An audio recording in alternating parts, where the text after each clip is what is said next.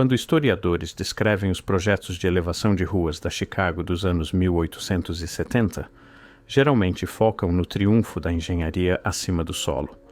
A cidade que se ergueu pelos próprios esforços, os edifícios elevados com macacos hidráulicos, o novo nível das ruas que resolveu os problemas de inundação e esgoto. Mas a verdadeira história, aquela que mal apareceu nos jornais, aquela que mesmo hoje permanece enterrada em notas de arquivo, começou abaixo da superfície. Começou com um simples projeto de engenharia civil. Engenheiros foram instruídos a elevar as ruas por todo o Distrito Central, instalar drenagem adequada e determinar se o solo poderia suportar uma infraestrutura metropolitana moderna. O objetivo era prático: elevar as vias, melhorar o saneamento e preparar Chicago para seu destino como segunda cidade da América. Mas no momento em que trabalhadores começaram a escavar abaixo do antigo nível das ruas, algo inesperado aconteceu. Eles atravessaram camadas que não haviam sido expostas em memória viva. Abaixo das vias lamacentas, mais profundo do que qualquer registro oficial de construção indicava, as equipes encontraram estruturas e superfícies que não correspondiam à história documentada da cidade.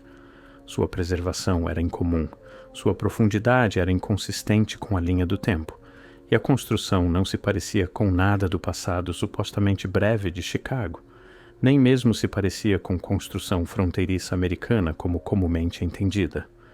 Isso não foi mencionado nas celebrações públicas de melhoria cívica, não entrou nos jornais elogiando a engenharia inovadora. Mas nas notas internas daquela época, uma frase silenciosa aparece repetidamente: construção pré-existente, preservação inesperada, origem incerta. A história oficial mais tarde simplificaria tudo isso em remanescentes de estruturas fronteiriças apressadamente construídas, porões abandonados ou simplesmente camadas de detritos acumulados do rápido crescimento de Chicago. Nada incomum, nada digno de discussão.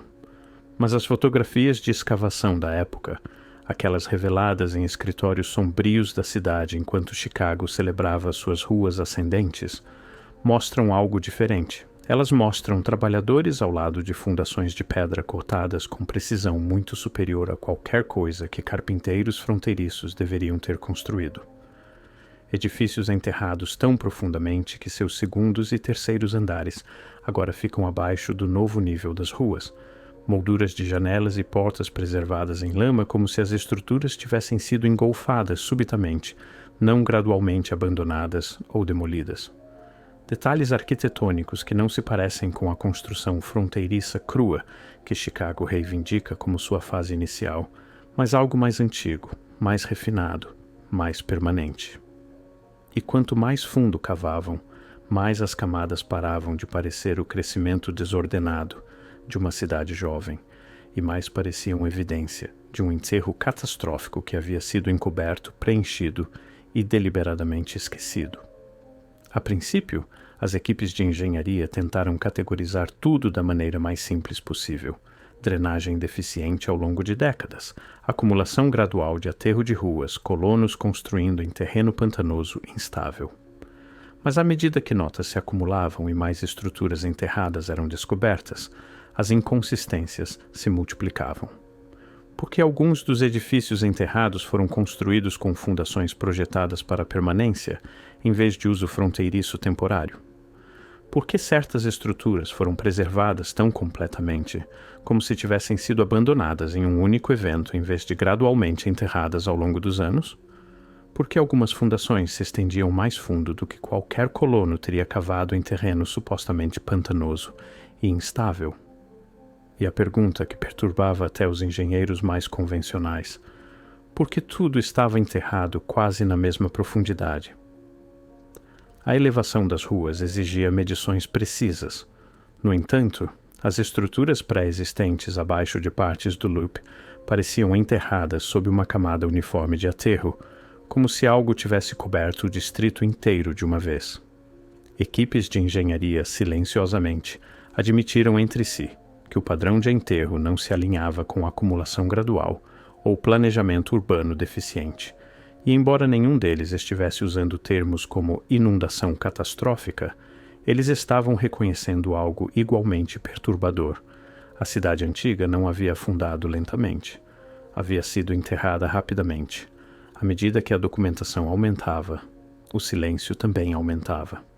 Relatórios tornaram-se mais curtos, descrições tornaram-se vagas.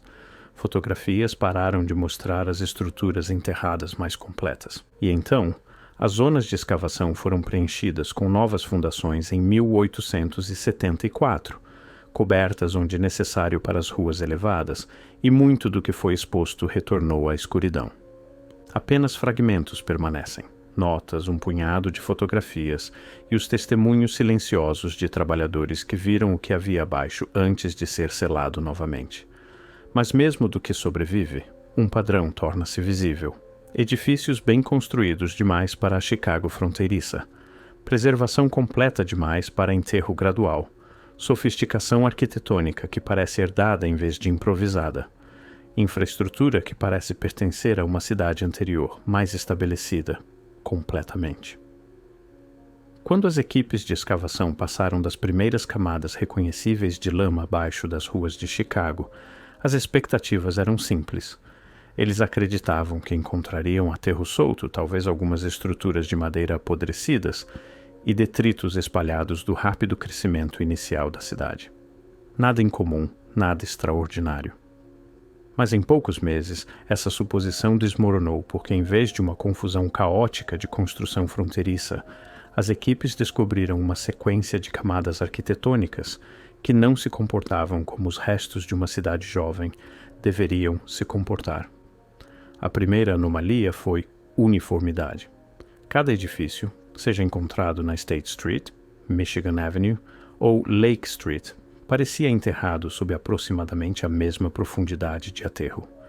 Diferentes datas de construção não deveriam resultar nisso. Diferentes proprietários, diferentes propósitos, diferentes anos de construção. Eles não terminam todos enterrados no mesmo nível, a menos que algo tenha acontecido com todos de uma vez. No entanto, abaixo das ruas de Chicago, terminaram. Fachadas de lojas de um quarteirão alinhavam com fachadas enterradas no próximo.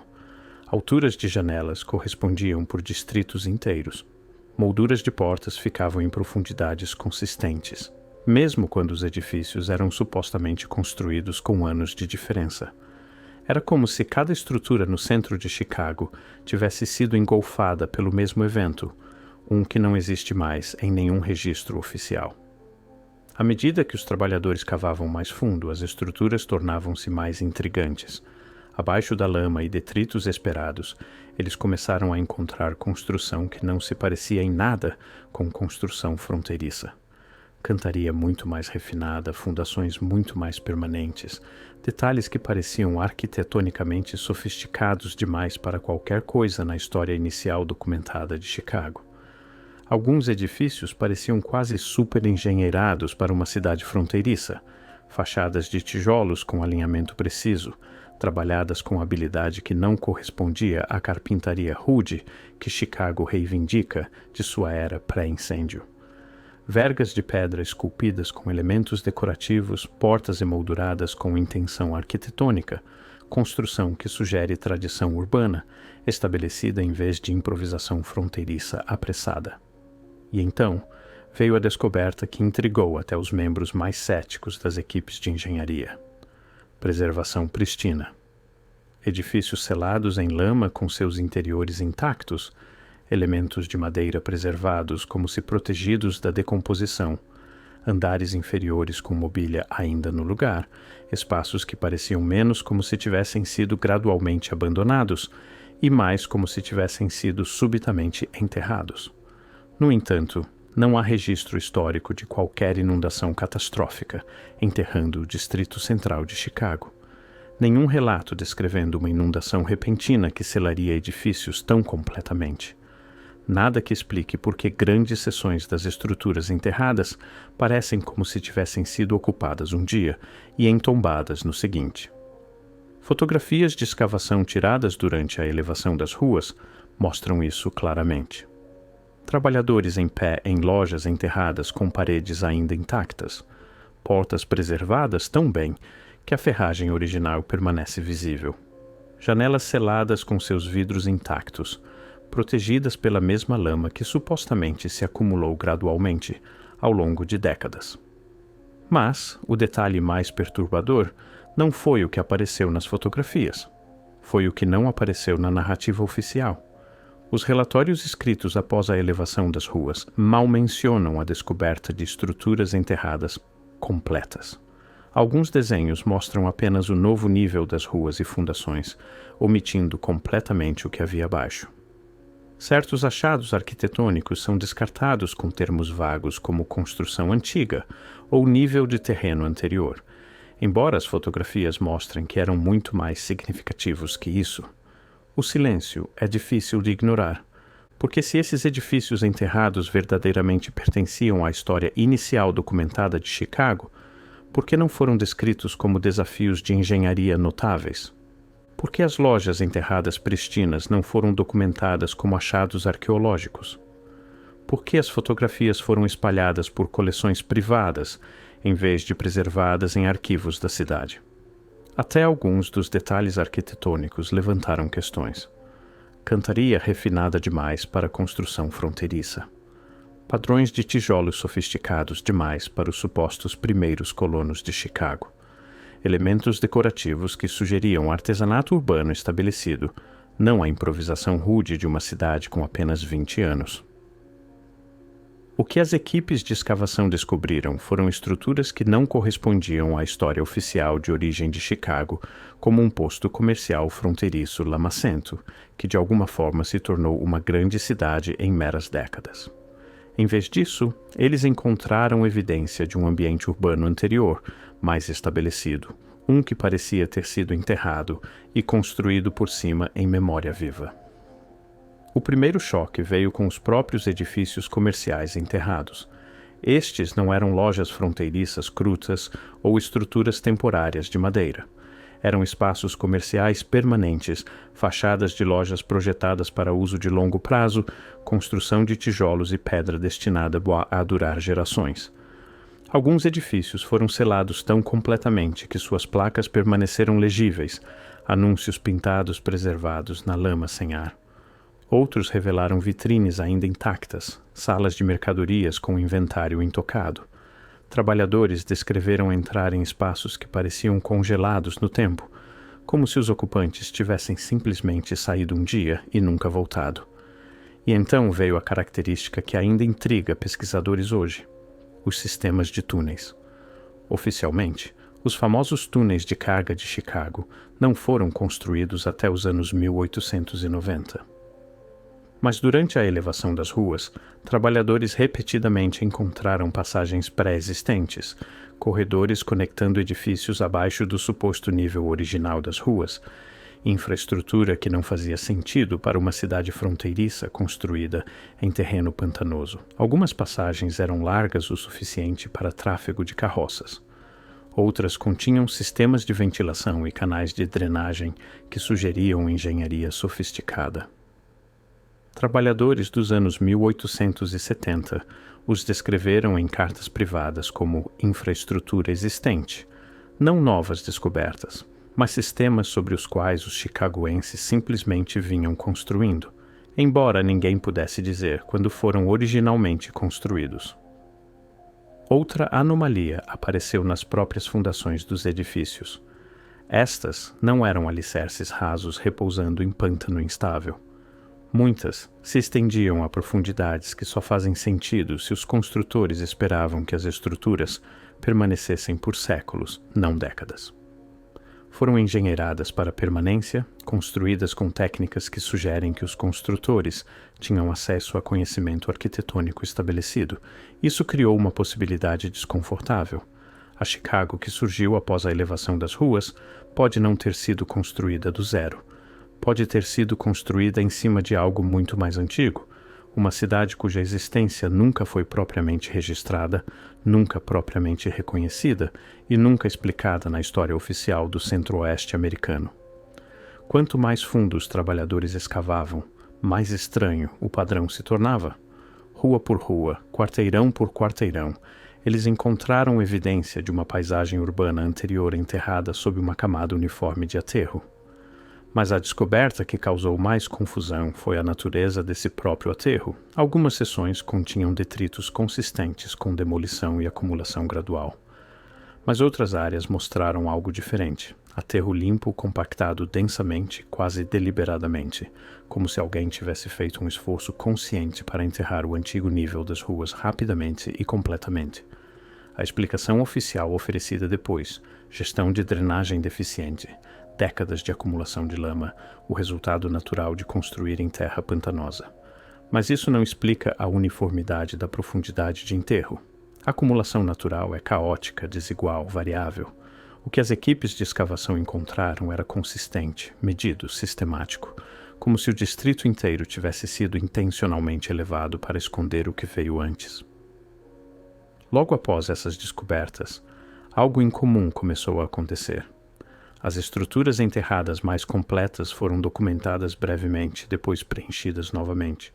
As lojas mais intactas foram fotografadas uma vez, depois seladas sob novas fundações, seções profundas onde detalhes arquitetônicos eram mais sofisticados, foram cortadas de exploração adicional.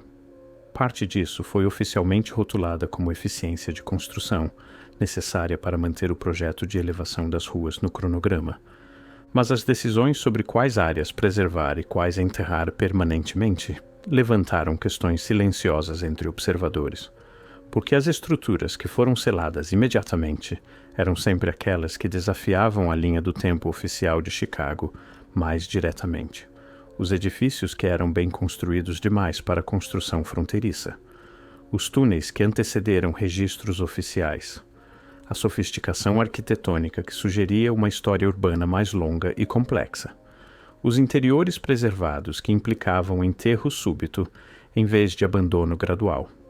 Estes eram talvez os achados mais problemáticos de todos. Não eram estruturas aleatórias. Eles formavam um padrão, evidência de um distrito urbano completo que havia sido enterrado e construído por cima em uma única geração.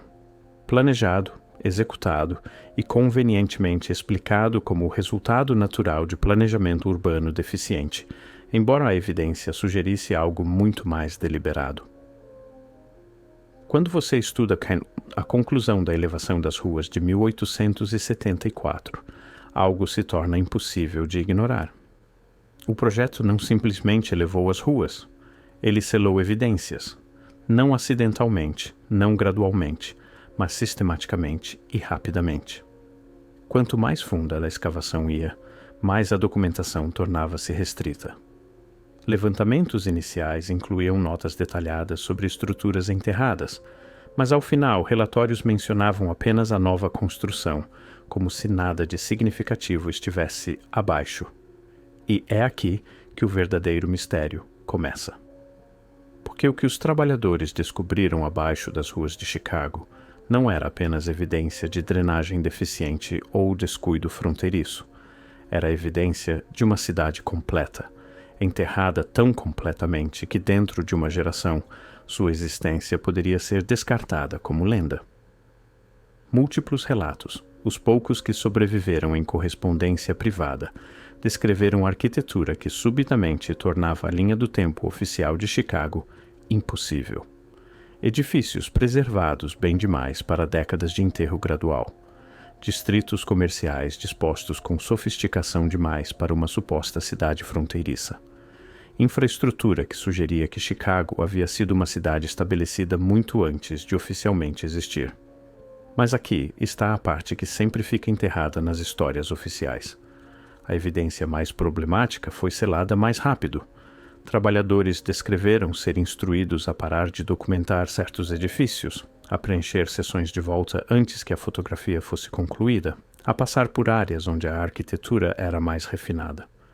A explicação oficial, prazos de construção, restrições orçamentárias, necessidade prática de engenharia. Mas se era apenas sobre eficiência, por que as estruturas mais sofisticadas foram enterradas primeiro? Por que as áreas com a evidência mais clara de construção avançada foram seladas antes de documentação arqueológica adequada? Não faz sentido, a menos que essas descobertas representassem um tipo diferente de ameaça. Não física, cronológica.